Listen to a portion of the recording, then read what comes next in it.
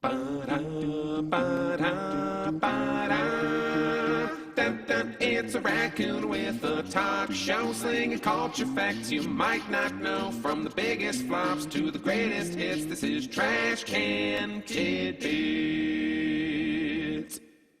Hi everyone, it's Beaton here, and welcome back to episode 51 of Trash Can Tidbits. We're in Tokyo this week. Okay, not really, but hey, one can dream, right? Green screen tech can make pretty much anything happen. And now last week, I asked the question, which movie was the last time Dwayne Johnson was credited as The Rock? I admit this was a bit of a tough one, but the answer is The Game Plan. This movie, which came out in 2007, starred Johnson as a football player juggling his team's bid for the playoffs with the discovery of raising a daughter he never knew he had. This was actually the last time he was credited as Dwayne "The Rock" Johnson in his movies. He continued to appear as his wrestling persona in several WWE reunion specials, but for the most part hasn't gone by The Rock in the movies as of 2007. Now, with that address, let's get started with fact number 1. Did you know that Hugh Jackman has had a semi-frequent co-star in some of his films and stage productions? Before he made it big in the US, Jackman's first rise to fame was on the London stage in the 1999 revival of the musical Oklahoma, in which he played the main role of Curly. Co-starring alongside him as his nemesis, Judd Fry, was Shuler Hensley, who later went on to the Broadway revival of Oklahoma, as well as appearing in such musicals as Young Frankenstein and Tarzan. Jackman and Hensley would also appear together in 2 more films, Van Helsing, where Jackman played the title character, and Hensley once again played the Frankenstein monster, and The Greatest Showman, where Shuler had a small role as one of the thugs that burns down Barnum's Circus. Fact 2. Did you know that Robert Downey Jr. has worked with 2 actors who have played Spider-Man?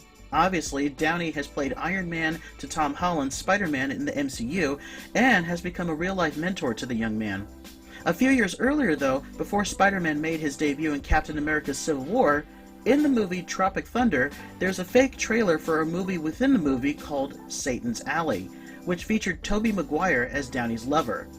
So, in theory, Iron Man met Spider-Man long before Civil War came along. Another fun piece of trivia, too, Tobey Maguire is introduced in the fake trailer as the winner of the MTV Best Kiss Award, which he actually did win for the first Spider-Man film. Fact 3.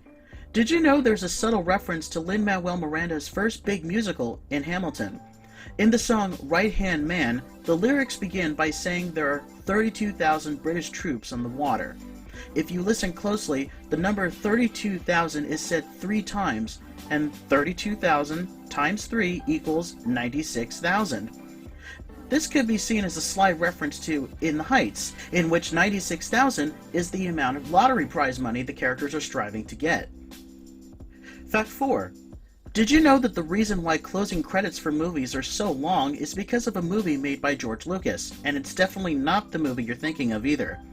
Lucas's breakout film, American Graffiti, which was made on a very small budget, simply didn't have enough money to pay all the crew members.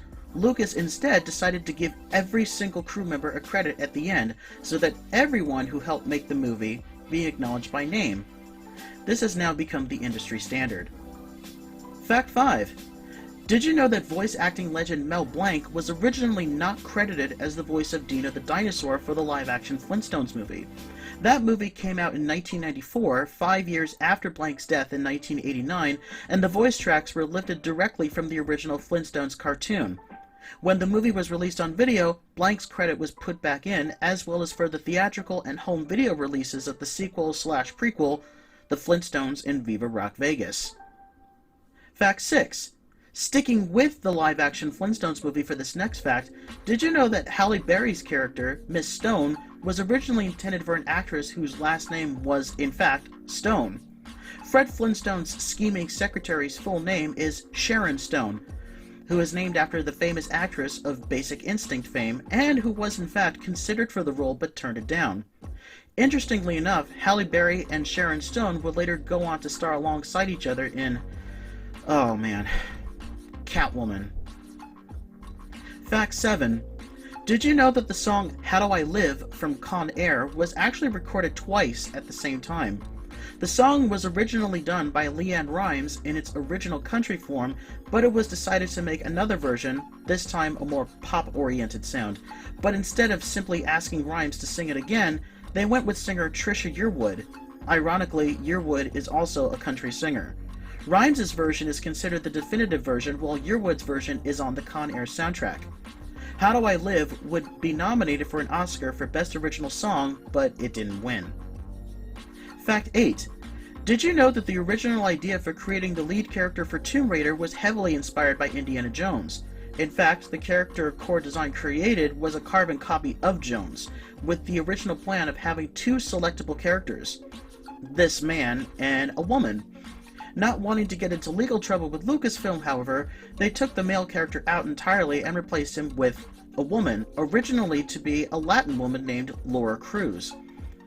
They instead decided to make her British and rename her to Lara Croft to appeal to the game's original British audience. The Indiana Jones connection didn't end there, though. The game Tomb Raider: The Last Revelation contained an Easter egg of an impaled skeleton with a whip and a fedora hat, suggesting that Indy had met his end. Wow. Morbid much? Fact 9. Did you know that the character of Detective Ed Green on Law & Order had to be shot in the line of duty so that the actor who played him could go off to make another movie? Jesse L. Martin, who ended up appearing in almost 200 episodes of the original Law & Order, also originated the role of Tom Collins in the Broadway musical Rent, and he got the offer to reprise the role for the movie. So as to not interfere with the production of the TV show, his character was shot towards the end of season 15, and he returned to the show after filming of Rent ended. Legend has it that the song I'll Cover You, which was one of the few numbers to actually be shot in New York, was shot not too far away from where more episodes of Law & Order were actually being filmed. Fact 10. Did you know that theater actor Ramin Karimloo is one of the few actors to have played not just the Phantom of the Opera, but also the other leading man, Raoul? Karimloo had played both parts in the London production of Phantom years apart, and also originated the role of the Phantom in Andrew Lloyd Webber's sequel, Love Never Dies. Ramin also goes one step further. He makes a small appearance as Christine's father in the movie version of Phantom. This makes him the only actor to have played all three of Christine's male figures.